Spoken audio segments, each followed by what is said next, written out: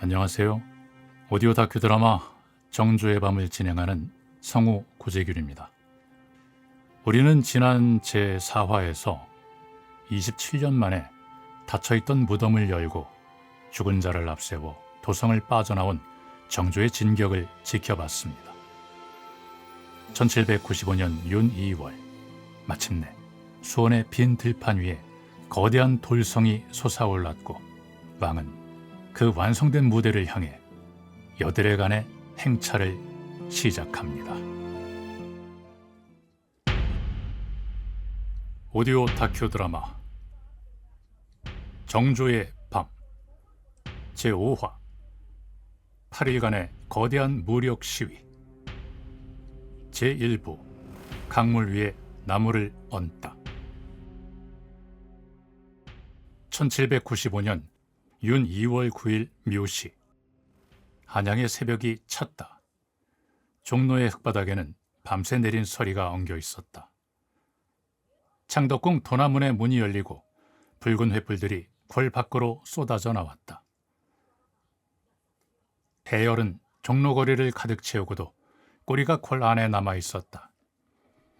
행차에 동원된 인원은 6천여 명. 징발된 진말과 군마는 1,400여 필이었다. 이것은 단순한 이동이 아니었다.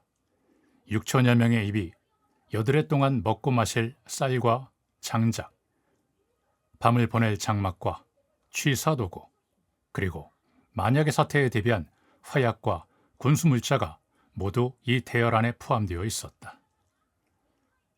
도성 하나가 통째로 남쪽을 향해 길을 나서는 것과 같았다. 행렬의 선두는 깃발을 든 기수들과 취타대 악공들이었다. 그 뒤로 조총과 환도로 무장한 장용영 보병들이 대오를 갖추어 섰다. 대열의 중앙에는 해경궁 홍씨를 모신 옥교가 자리했고 후미에는 수백 대의 짐수레와 취사 인력들이 밧줄을 어깨에 메고 섰다. 정조는 소매가 좁은 융복 차림으로 말에 올랐다. 징소리가 도성의 새벽을 갈랐다. 1,400여 필의 말과 6천여 명의 발이 동시에 땅을 밟고 걷기 시작했다. 장용영 군사들의 보폭은 일정했다. 철편을 엮은 찰갑과 환도의 자루가 걸음을 옮길 때마다 부딪히며 건조한 쇳소리를 냈다. 육중한 수레바퀴가 얼어붙은 흙바닥을 짓이기는 마찰음이 지축을 울렸다. 수천 명의 입에서 뿜어져 나온 호흡이 허연 입김이 되어 대열 위로 낮게 깔렸다. 의정부의 당상관들과 육조의 대신들도 행렬에 섞여 있었다. 나이가 많은 정승들은 말 안장에 올랐고 하급 관원들은 장용영 보병들의 행군 속도에 맞추어 두 발로 걸었다. 대신들이 걷는 대열의 좌우로는 장용영 무사들이 일정한 간격으로 늘어섰다. 평생 궐 안에 매끄러운 전돌만 밟던 문신들의 흑피와 위로 도성의 마른 모래와 진흙이 엉겨 붙었다. 그들은 군대의 촘촘한 대호 한가운데를 걸으며 앞사람의 굽은 등과 흙바닥만을 묵묵히 응시했다. 그들은 호위 병력의 틈새에서 무거운 걸음을 뗐다. 말에 덜미를 쥔다. 고삐를 통해 사람들과 말들이 움직이는 둔중한 진동이 전해진다. 도나문을 등지고 남쪽으로 향한다. 궁궐의 문을 나서는 순간 궐 안의 정교한 예법과 문장들은 성곽 안에 남겨진다. 내 뒤를 따르는 벼슬아치들은 평생 붓을 쥐고 당파를 나누며 방석 위에 앉아 입술로 세상을 쟀던 자들이다. 그러나 정치는 종이 위에 있지 않다. 육신을 움직여 대지를 딛고 6천여 명의 입을 먹이며 수천 개의 쇳덩이를 통제하는 이 거대한 질량이 국가다. 저들은 지금 칼과 총을 든 나의 군대와 한데 섞여 걷고 있다. 군화의 보폭에 자신의 발을 맞추고 말의 요동에 허리를 맡긴다. 저들의 신에 짓이겨진 마른 먼지가 피어오르지만 누구도 걸음을 멈추지 않는다. 예법을 논하던 입술은 닫혀 있고 대지를 밟는 거친 호흡뿐이다. 나는 저들에게 어명을 내리지 않았다.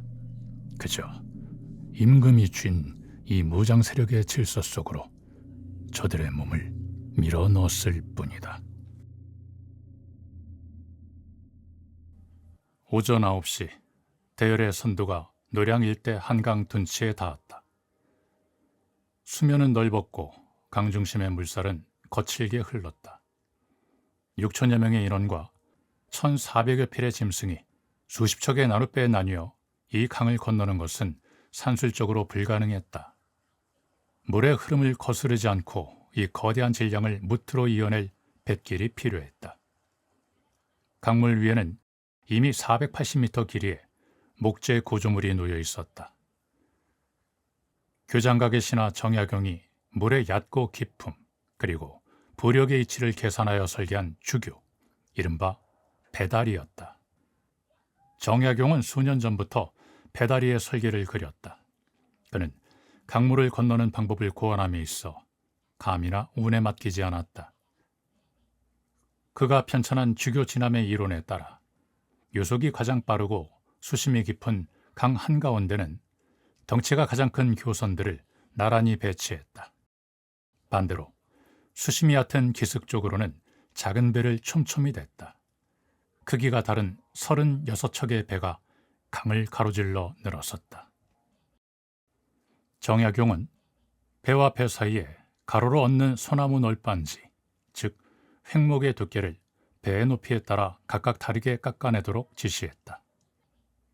큰 배 위에는 얇은 판자를, 작은 배 위에는 두꺼운 판자를 얹어 480m 구간 전체의 수평을 반듯하게 맞추었다.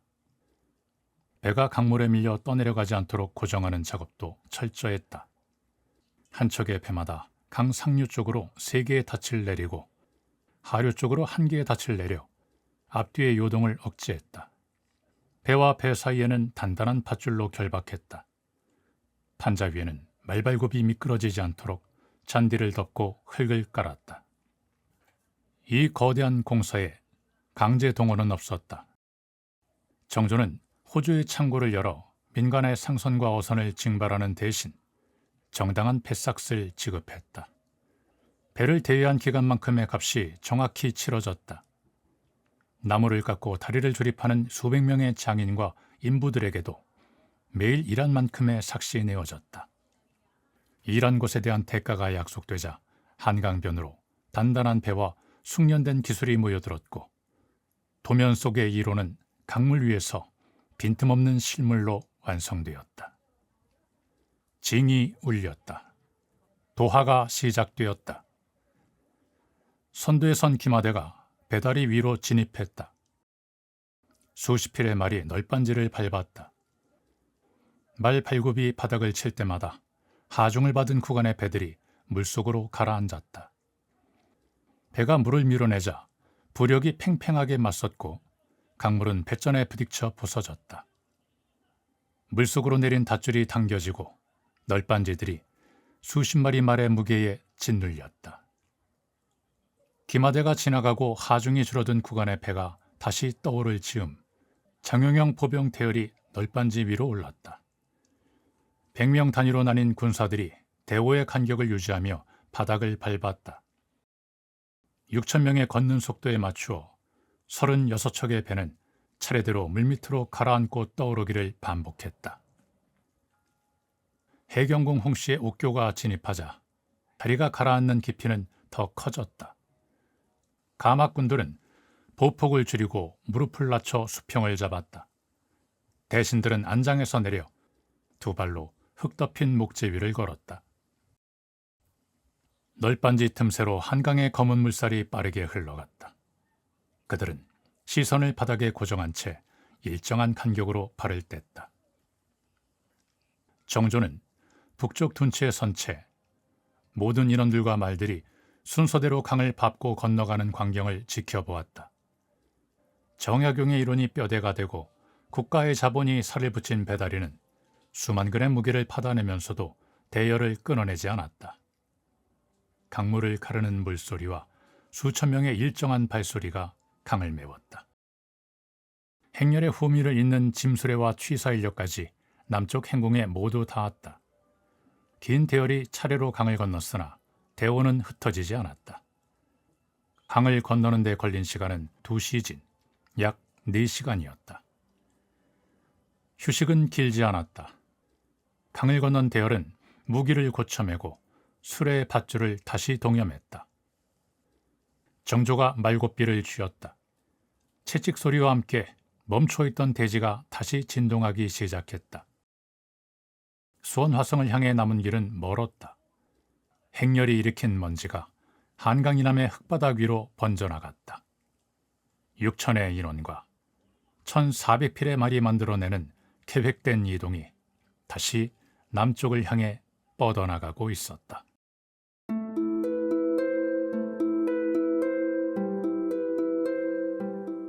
제2부 들판에 세운 쇳덩이의 규율. 1795년 윤 2월 11일 한양을 떠난 지 사흘째 되는 날이었다. 행렬이 수원의 길목을 지나 평탄한 분지로 들어섰다. 들판 한가운데 돌과 흙벽돌을 쌓아 올린 요새 화성이 버티고 섰다. 성곽의 둘레는 약 14아리, 5.7km였다. 행렬의 선두가 북문인 장안문에 닿았다. 성문을 가리는 반원형의 옹성을 지나 아치형의 홍해문으로 들어섰다. 두꺼운 나무 성문이 열렸다. 수천의 군사와 말발굽이 돌바닥을 밟았다. 둔탁한 마차름이 성벽 안쪽을 울렸다. 대열은 성 안에 들어선 뒤에도 흩어지지 않았다. 장용영 군사들은 지휘관의 깃발 소리에 따라 사전에 측량된 진영으로 갈라졌다. 보병들은 성벽 상단에 톱니 모양 타구 뒤로 간격을 맞춰 섰다. 포수들은 성곽 모퉁이에 공심돈과 강로의 좁은 계단을 밟고 올라갔다. 포구가 성 밖을 향했다. 빈 요새의 방어선이 무장한 실체의 병력으로 채워졌다. 술에 배교되는 행궁 밖 창고로 향했다. 쌀가마니가 부려졌다. 회약과 대포를 넣을 무쇠 철한, 조총에 쓸 납탄을 담은 나무 상자들은 정해진 회약고와 무기고로 옮겨졌다. 1,400여 필의 진말과 군마는 성 안의 마국간으로 들어가 멍에를 풀었다. 6천여 명의 인력과 물자가 오차 없이 요새 안으로 흡수되었다. 의정부의 당상관들과 육조의 문신들은 화성 행궁으로 안내되었다.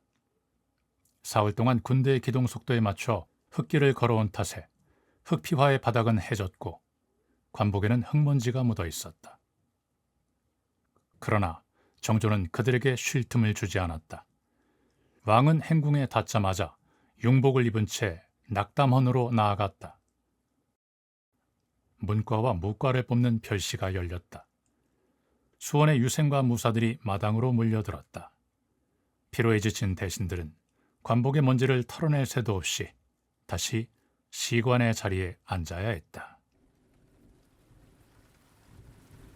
낭남원 마루에 앉아 뜰을 본다. 마당에는 수원의 무사들이 관역을 향해 활시위를 당기고 있다. 활시위가 팽팽하게 당겨졌다가 튕겨나가는 소리가 건조하고 막다. 유생들은 바닥에 엎드려 붓을 쥐고 답안을 적어 내려간다.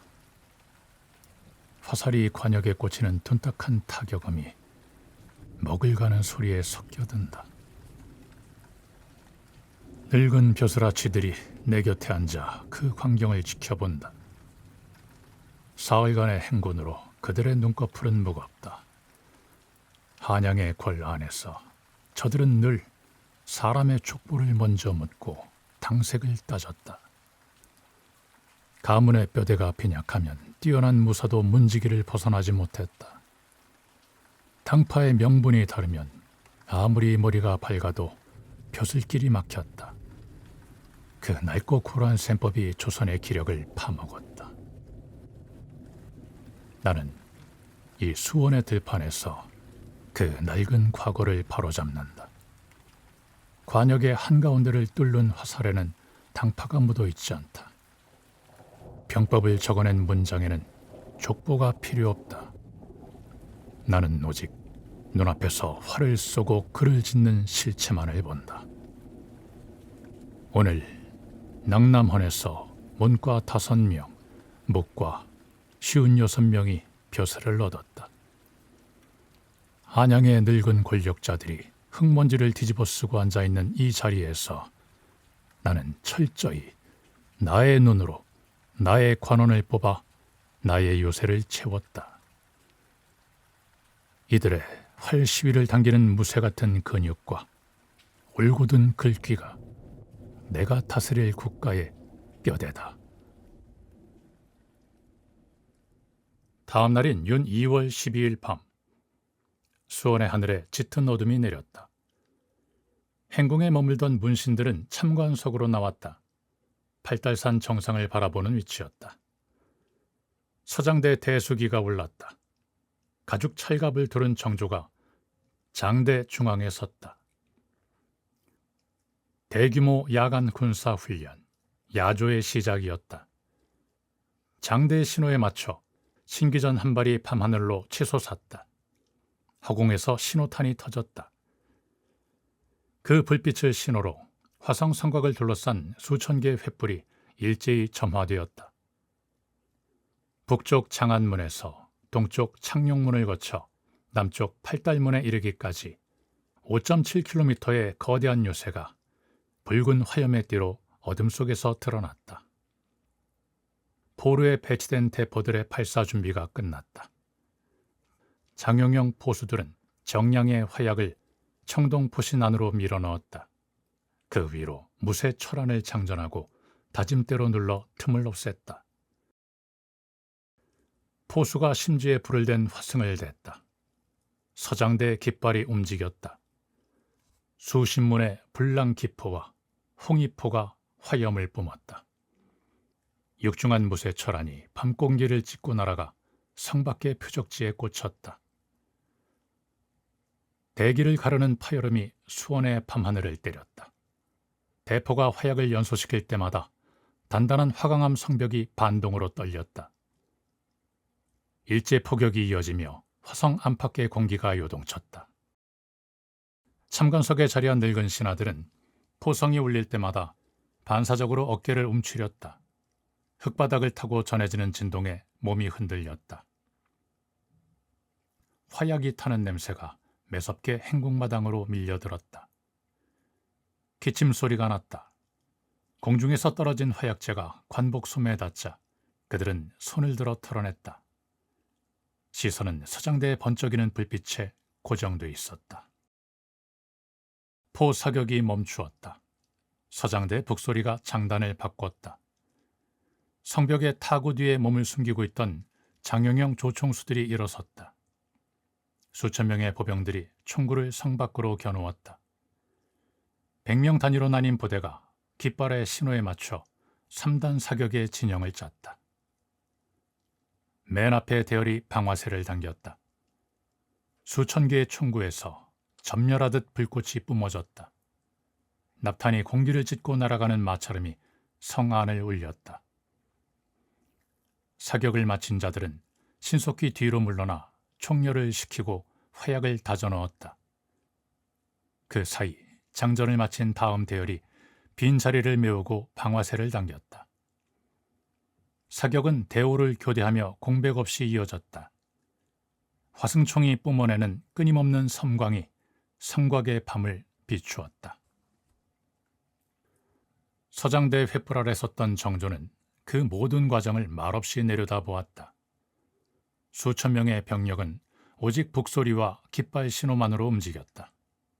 무기를 다루고 철환과 납탄을 쏟아붓고 화약을 다져넣는 철저하고 기계적인 훈련의 틈바구니에 권한의 예법이나 사사로운 명분이 낄 자리는 없었다. 이 야간 훈련은 성 밖의 가상의 적을 향한 방어 전술이었다.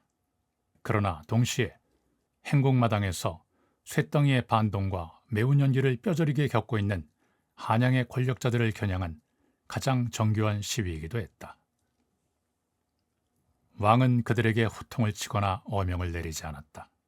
그저 이 단단한 성벽 안에서 불과 쇠 그리고 오차 없이 돌아가는 군대의 규율을 눈앞에 펼쳐 보였을 뿐이다.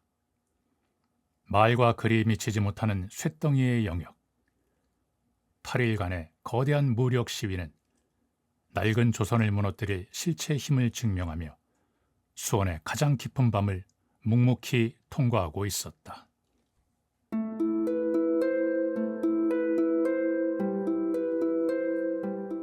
제3부 잣대와 장부 위에 세운 잔치. 1795년 윤 2월 13일 아침, 수원의 하늘이 밝았다. 밤새 요새를 울리던 포성이 멎었다. 화승총의 매운 연기는 새벽바람에 실려 성 밖으로 흩어졌다. 화성 행궁의 정전인 봉수당 앞마당. 수십 개의 굵은 통나무 기둥이 흙바닥에 깊이 박혔다. 기둥과 기둥 사이로 밧줄이 팽팽하게 당겨졌다. 그 위로 거대한 광목천이 덮였다. 차일이었다. 넓은 차일 아래로 짙고 서늘한 그늘이 졌다.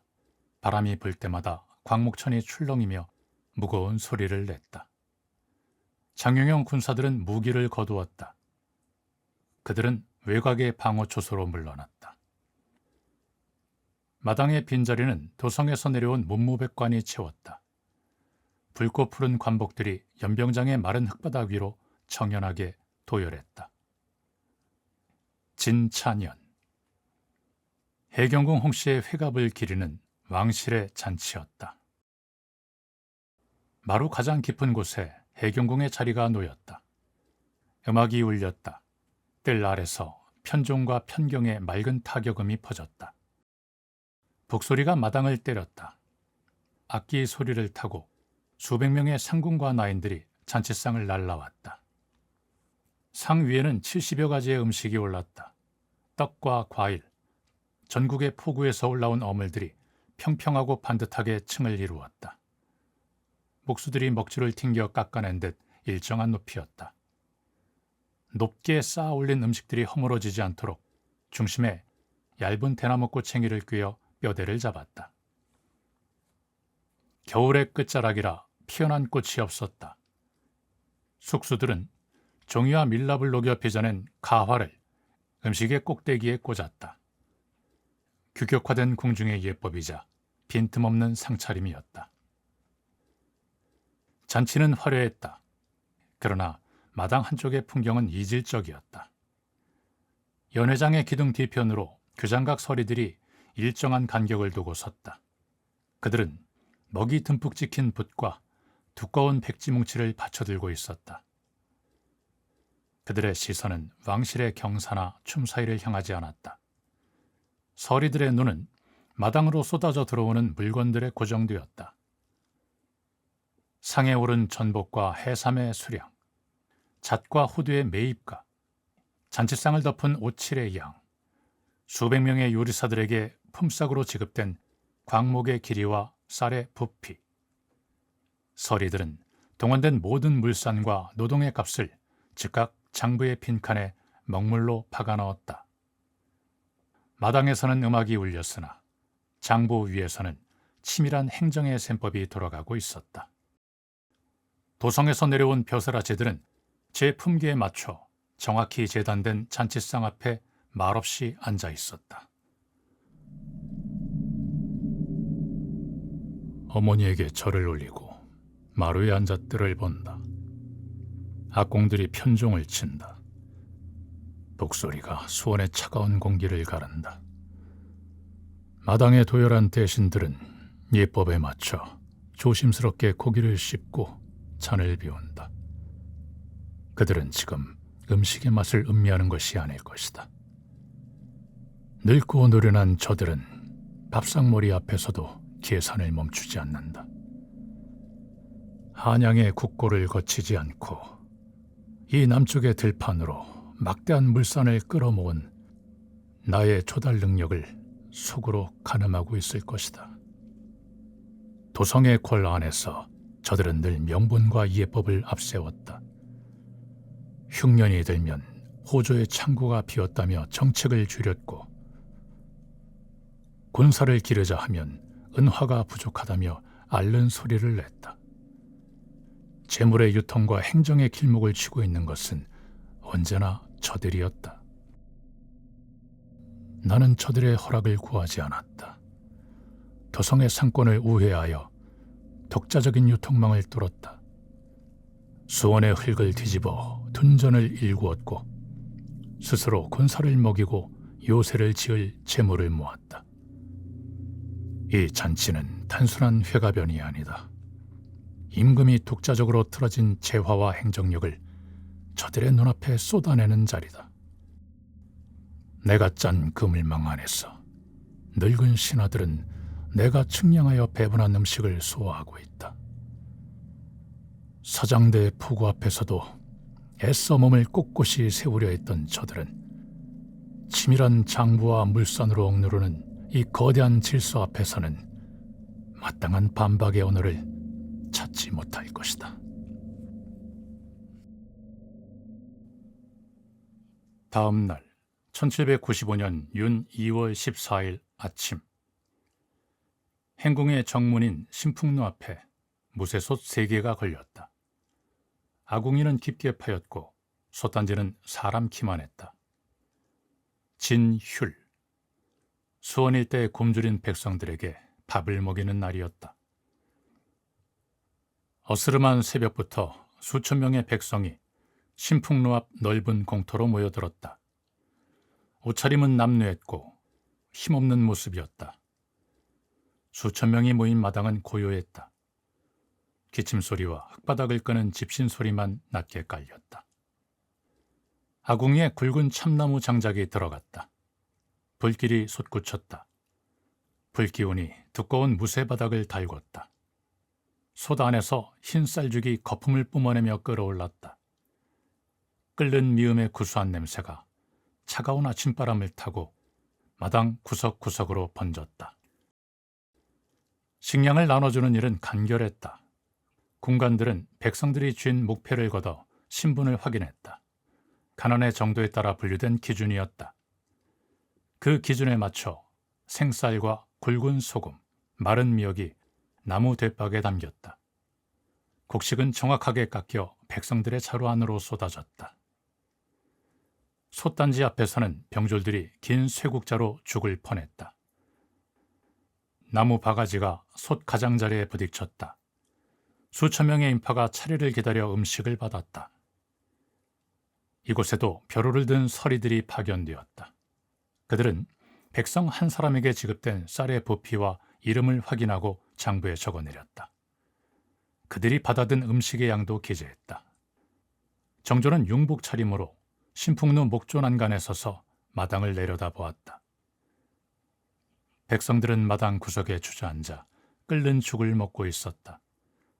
뜨거운 기운이 식도를 타고 넘어가는 소리가 공터를 조용히 울렸다. 도성의 사대부들이 백성을 위한다는 가식적인 명분을 얇은 종이 위에 써내려갈 때 왕은 끼니를 이을 쌀가마니와 끓는 죽을 백성의 손에 직접 쥐어주었다. 굶주림을 면하게 하는 곡식 한 돼, 빈 위장을 데우는 죽 한 그릇, 그것은 조선의 실물 경제를 장악하고 백성을 생각하는 군주만이 증명할 수 있는 가장 확고한 통치 행위였다. 배식이 끝났다. 장작불이 꺼지고 무쇠솥이 서서히 식어갔다. 수원의 들판 너머로 붉은 해가 기울었다. 여들의 간의 원행 일정이 절반을 넘겼다. 화성행궁 주변으로 장막을 걷어내는 소리가 들렸다. 천막을 받치던 통나무 기둥이 흙에서 뽑혔다. 짐 수레를 묶는 동아줄이 팽팽하게 당겨졌다. 호위에 쓰였던 대수기가 접히고 창과 조청이 다시 무기고의 나무 상자에 담겼다. 철수 준비였다. 남쪽으로 내려왔던 병력과 수레들이 다시 북쪽으로 방향을 틀 차례였다. 대열은 밤을 지새우며 도성으로 돌아갈 귀환의 기동을 묵묵히 서두르고 있었다.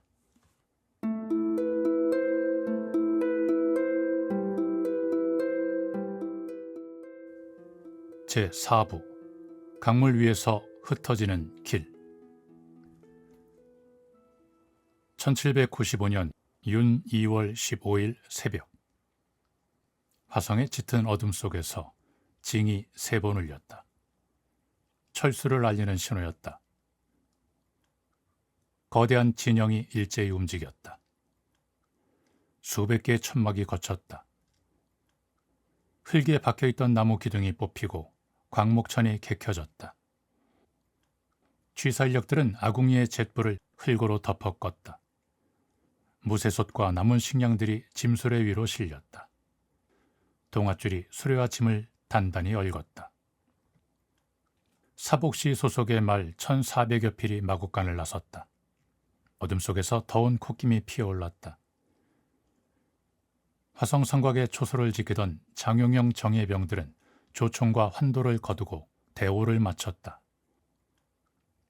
나인들과 짐꾼들이 수레 곁에 섰고 호위 군사들이 그 외곽을 둥글게 둘러쌌다. 행차 인원과 무기가 깃발의 신호에 맞춰 제자리를 찾았다. 동이틀 무렵 대열의 선두가 장안문을 벗어났다. 수원의 대지를 밟았던 대규모 인력이 북쪽 한양을 향해 방향을 틀었다. 행군의 보폭은 여드레 전 도성을 떠날 때와 달랐다.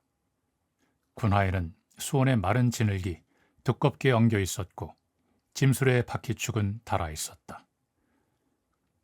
행차를 수행하는 문신들과 가막군들의 얼굴에는 피로가 깊었다. 그러나 대열의 움직임은 오히려 더 단단했다. 장용영 군사들이 대열의 앞뒤와 좌우를 철저히 장악한 채 기동의 속도를 통제했다. 병졸들의 발바닥이 일정한 간격으로 땅을 쳤다.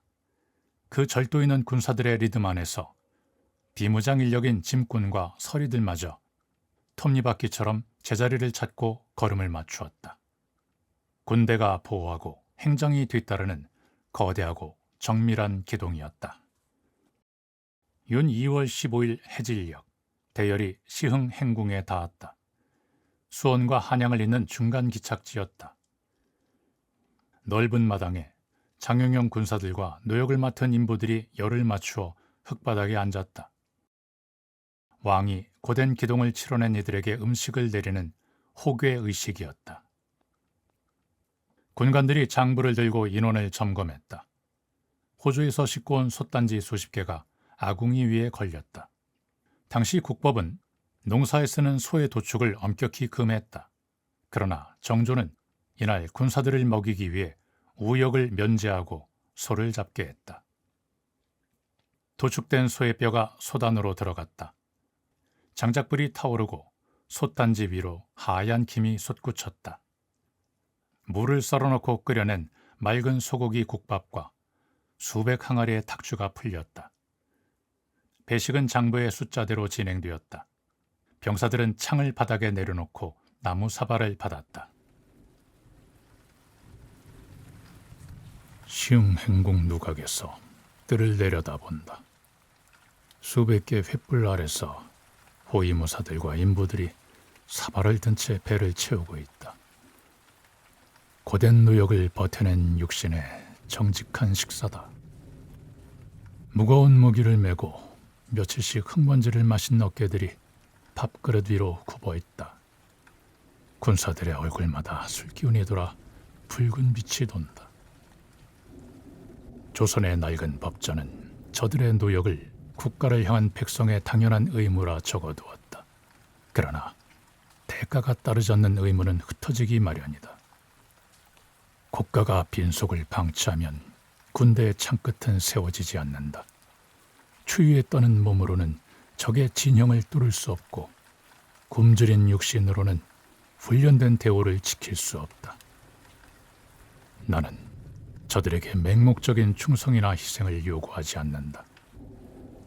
은화로 품삯을 치르고 정당한 식량을 내어주어 고된 노동의 삭슬 치른다.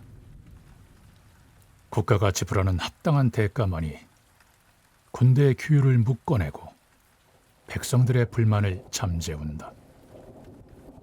내가 내어준 삭과 식량이 저들의 단단한 뼈대가 되어 흔들림 없는 대열을 유지하게 할 것이다. 내일 해가 뜨면 나는 정당한 대가를 치른 이 든든한 진영을 이끌고 다시 저 한강의 물살을 가로지를 것이다.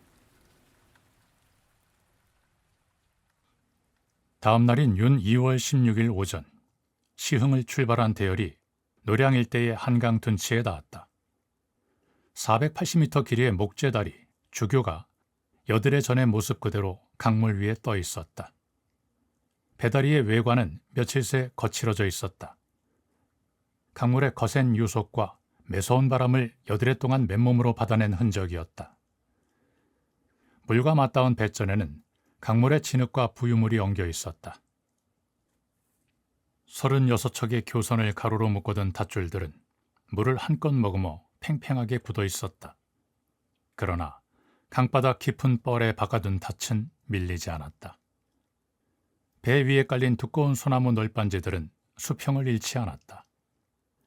정약용의 수리적 계산이 강물의 압력을 분산시켜 온전히 버텨낸 결과였다. 서장대에서 울렸던 징소리가 강변을 갈랐다.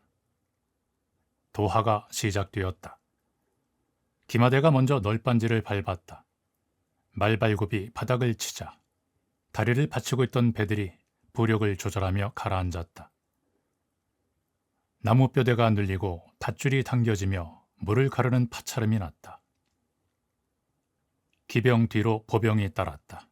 그 뒤를 수백 대의 짐수레와 문신들, 나인들이 걸어 건넜다. 장영영 군사들이 외곽에서 대오를 통제했고 민간 인력들도 그 보폭에 맞춰 이동했다. 날선 강바람 속에서도 거대한 행렬은 무너짐 없이 강 북쪽으로 빠져나갔다. 마지막 짐술의 바퀴가 북쪽 무태에 닿았다. 그 직후 강 위에서 배다리의 해체 작업이 시작되었다.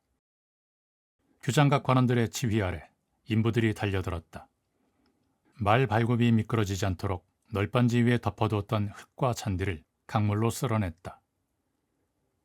배를 가로지르며 결박했던 굵은 소나무 판자들을 뜯어내 무트로 날랐다. 수평을 잡고 있던 나무뼈대들이 분리되었다. 배전을 올가매고 있던 굵은 밧줄들이 도끼에 지켜 끊어졌다. 강바닥 깊이 박혀있던 닻이 물 위로 거두어졌다. 다리를 구성하던 36척의 배들이 마침내 서로의 속박에서 벗어났다. 배들은 원래의 주인이었던 상인들과 어부들에게 인계되었다. 여드레 간의 징발에 대해 은화와 쌀로 뱃삭을 모두 치러받은 배의 주인들은 각각의 포구를 향해 돛을 올렸다. 36척의 배가 사방으로 흩어졌다. 수만 근의 중량을 튕겨내며 한강의 남북을 이었던 거대한 군사 도로는 신속하게 지워졌다. 마치 처음부터 존재하지 않았던 것처럼 강물 위에는 어떤 흔적도 남지 않았다. 가로막혔던 한강의 검은 물살이 다시 거세게 굽이쳐 흘렀다. 강 북쪽 둔치에 선 대열은 숭례문을 향해 걷기 시작했다. 길고 길었던 여드레 간의 궤적을 거두며 도성 안으로 묵묵히 밀려 들어가고 있었다.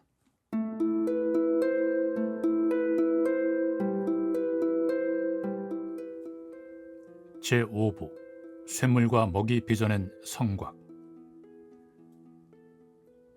1795년 윤 2월 16일 늦은 오후, 거대한 행렬의 선두가 도성의 남대문, 숭례문을 통과했다.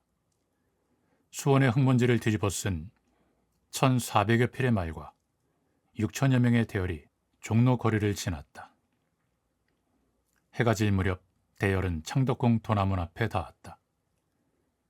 여드레 전 새벽 횃불을 밝히며 열렸던 육중한 문이 다시 열렸다. 정조는 융복 차림으로 말 안장에 앉은 채 궐 안으로 들어섰다. 해경궁 홍씨가 탄 옥교가 그 뒤를 따랐다. 병사들은 모기를 모기고에 반납하고 병영으로 돌아갔다. 무거운 짐 수레를 끌던 말들은 사복시의 마국간으로 들어가 멍에를 벗었다. 여드레 동안 도성과 한강, 수원의 대지를 흔들었던 6천여 명의 물리적인 기동이 멈추었다. 도남문의 문이 닫혔다. 한강의 도성은 다시 일상의 정적 속으로 가라앉았다. 행차를 수행했던 문신들도 각자의 집으로 흩어졌다. 먼지 가득한 관복을 벗었다. 피로가 늙은 육신들을 덮쳤다. 몸은 무거웠고 머릿속은 더 무거웠다. 정조는 쉬지 않았다. 어가에서 내린 직후 왕은 창덕궁의 활자 조조기관인 주자소와 교장각의 문을 열었다. 하교는 단호했다. 이 여드레간의 원행에 동원된 모든 인원과 물자, 무기와 재정의 씀씀이를 활자로 찍어내라는 어명이었다. 조선 역사상 가장 정교하고 방대한 행정 기록물, 원행 을묘 정리 의궤의 편찬 작업이었다. 왕은 이 기록을 서리들의 손으로 베껴 쓰게 하지 않았다. 동일한 형태의 책 100여 권을 대량으로 찍어내기 위해 구리와 납을 녹여 새로운 금속 활자를 만들었다. 32만 자에 달하는 새로운 활자, 정리자였다. 주자소 마당에 화덕이 설치되었다. 장인들이 풀무지를 했다. 불길이 솟구쳤다. 도가니 안에서 붉은 구리와 납이 녹아내렸다. 뜨거운 쇳물을 흙으로 만든 거푸집에 부었다. 쇳물이 식으며 단단한 금속의 글자로 굳어졌다. 글자의 선은 날카로웠고 금속의 무게는 묵직했다. 주자소 마당에는 매캐하고 비린 쇳물의 냄새가 진동했다. 글만으로 남기지 않았다. 시각적인 자료를 더했다. 단원 김홍도를 비롯한 교장각의 화원들이 먹을 갈았다. 그들은 기억에 의존해 행렬을 그리지 않았다. 63폭으로 길게 이어지는 두루마리 그림인 반차도 위에 1779명의 사람과 779필의 말을 세밀하게 배치했다. 화원들은 깃발의 색상, 병사들이 쥔 환도와 화승총의 질감, 가마를 끄는 인부들의 보폭을 잣대로 잰 듯 정확하게 도면에 옮겼다. 밑그림이 완성되자 목수들이 단단한 배나무 판목을 가져왔다. 쇠로 벼린 조각칼이 배나무의 표면을 파고들었다. 그림의 선 밖으로 불필요한 나무들이 떨어져 나갔다. 깎여나간 판목 위에 시커먼 먹물을 바르고 당나무로 만든 두꺼운 한지를 덮어 눌렀다. 종이 위로 목의 습기가 스며들었다. 수원의 들판을 걸었던 수천의 대열이 흑백의 평면 위에 선명하게 복원되었다. 주자소 마당에 선다. 갓 구워낸 금속 활자 하나를 손바닥에 올려놓는다. 납과 구리가 섞인 쇳덩이는 차갑고 서늘하다. 각진 글자의 획이 손끝을 파고든다. 손바닥 위를 누르는 금속의 질량이 묵직하다. 여드레간의 행차는 끝났다. 말발굽이 다져놓은 흙길은 비가 오면 패일 것이고 병사들이 내뿜었던 화승총의 매운 연기는 이미 바람에 흩어졌다. 사람의 기억은 흐려지고 육신은 늙어간다. 수원 들판의 무쇠 같은 돌성도 세월이 흐르면 이끼가 덮이고 허물어질 것이다. 그것이 시간의 이치다. 죽음과 망각은 누구도 피해갈 수 없다. 그래서 나는 쇳물을 끓인다. 동전과 대포를 주저하던 뜨거운 쇳물로 글자를 찍어낸다. 나의 책 안에는 감정이나 변명이 들어갈 자리가 없다. 어머니의 가마를 맨 행역군의 이름과 품삯, 총알을 뚫기 위해 들어간 화약의 양, 군사들을 먹이기 위해 도축한 가축의 근수까지 오직 잣대와 저울로 측량된 수치만이 목줄로 새겨진다. 나는 내가 다스렸던 시대의 물리적인 사실을 이 32만 자의 쇳덩이 안에 영원히 가둔다. 육신은 썩어 한 줌 흙으로 돌아가겠지만 금속 활자와 먹물로 지어 올린 이 흑백의 성곽은 결코 부서지지 않는다. 역사는 기억하는 자의 것이 아니라 증명하는 자의 것이다. 1797년 행차가 끝난 지 2년 만에 8권으로 묶인 원행 을묘 정리 의궤가 모두 인쇄되었다. 금속 활자로 찍어낸 100부의 두꺼운 책들이 나무 상자에 나뉘어 담겼다. 전국의 4대 사고와 주요 관청 그리고 궐 안의 대신들에게 배포되었다. 그것은 완벽하게 조립된 행정의 물증이었다. 행차에 쓰인 돈은 총 10만 냥이었다. 그러나 8권의 책 안에는 낭비나 회계의 오차가 남지 않았다. 수백 명의 목수들에게 지급된 쌀의 양부터 배다리를 묶었던 칡넝쿨의 가격까지 낱낱이 박혀 있었다. 낡은 신하들은 자신들의 안방에 배달된 이 서늘한 책장을 넘기고 활자로 선명하게 찍힌 국왕의 막대한 동원력과 재정의 통제력을 숨죽여 확인해야 했다. 정조의 권력은 가장 높고 단단한 정점에 닿아 있었다. 강물의 유속을 계산해낸 배다리, 수원의 들판을 장악한 거대한 요새, 6천의 병사를 일사불란하게 움직인 군사력, 그리고 이 모든 것을 금속 활자로 찍어 영구히 보존한 출판의 통제권까지. 왕은 자신을 둘러싼 모든 불확실성을 가장 물리적이고 계산적인 수치로 덮어버렸다.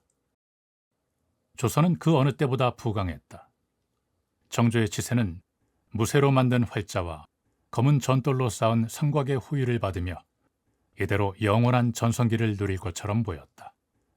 그러나 이 완벽한 톱니바퀴의 중심부에서 거대한 국가의 하중을 홀로 짊어지고 있던 국왕의 육신이 조용히 무너지고 있다는 사실을 아는 이는 없었다. 정조의 나이 44, 1800년의 캄캄한 죽음이 대전을 덮치기까지 그에게 허락된 시간은 불과 5년뿐이었다.